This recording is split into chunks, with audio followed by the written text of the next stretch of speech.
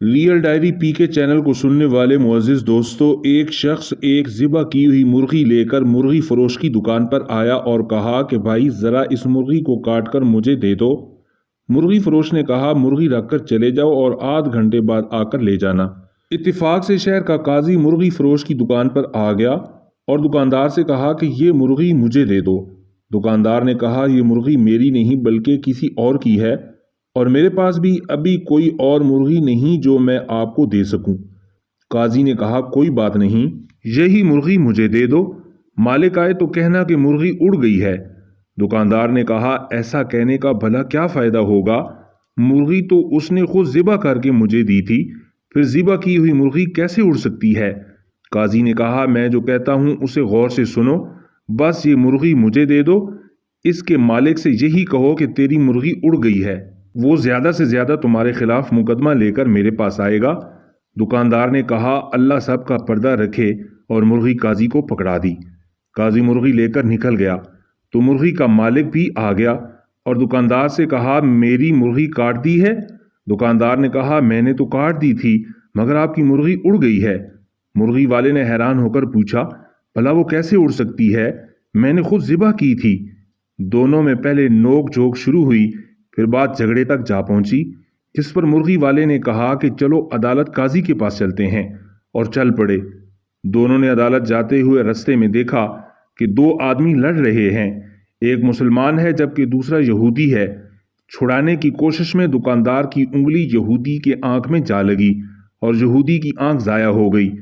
لوگوں نے دکاندار کو پکڑ لیا اور لے کر عدالت کی طرف چل پڑے۔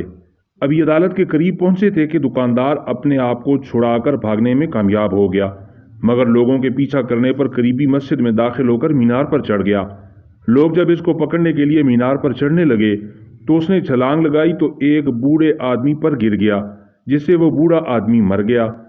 اب اس بوڑھے کے بیٹے نے بھی لوگوں کے ساتھ مل کر اس کو پکڑ لیا اور سب اس کو لے کر قاضی کے پاس پہنچ گئے۔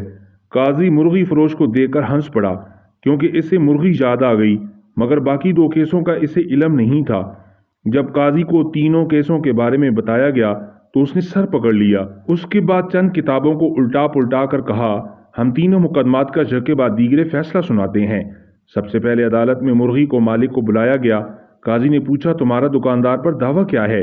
مرغی والا بولا جناب اس نے میری مرغی چرائی ہے، کیونکہ میں نے مرغی ذبح کر کے اس کو دی تھی، یہ کہتا ہے مرغی اڑ گئی ہے۔ قاضی صاحب مردہ مرغی کیسے اڑ سکتی ہے؟